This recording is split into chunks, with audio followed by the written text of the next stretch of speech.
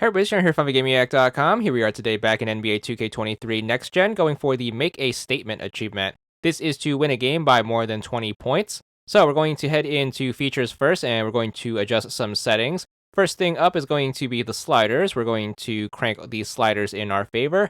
Make sure you set it to user and then make sure you crank everything up to 100. Then make sure you set it back to CPU and make sure you crank everything down to 0. This will ensure that we have a super duper easy time.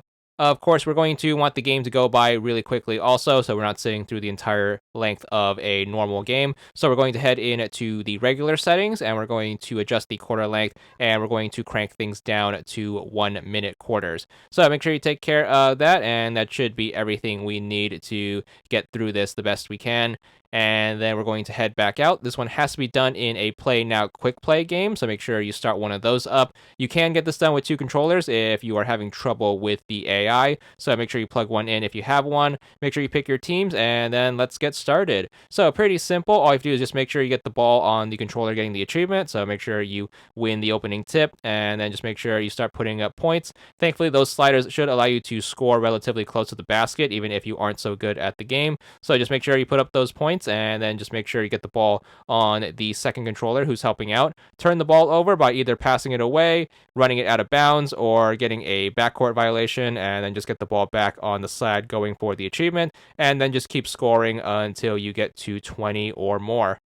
Whenever you have the ball on the second controller, just make sure you absolutely do not score with them, as we are going to want to keep the lead above 20. And then once we do, we're just going to run the rest of the game out. So you can either run the clock out, or you can keep putting up points on the main controller and then just build up a super high deficit if you want to. Doesn't really matter. As long as you make it to the end of the game with 20 or more points than the other player, you should be good for the achievement. So just make sure you get through the rest of the game. Thanks to those 1 minute quarters, the game should only take about 4 minutes or so. I'm going to recommend you definitely try to run the clock out instead of constantly scoring, because you are going to have to factor in the time it takes to inbound the ball and all that stuff, and all that is going to add to this. So if you want things super duper quick, just make sure you run the clock out.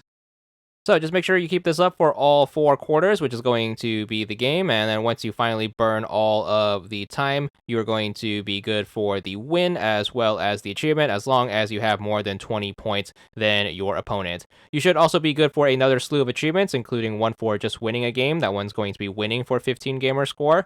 Obviously, you're going to be good for the winning a game by 10 points, since 20 is going to be more than 10. This one's going to be make a point for 15 gamer score. And then finally, what we're here for, make a statement for 20 points or more, and that's going to be for another 15 gamer score. And that's all there is to it.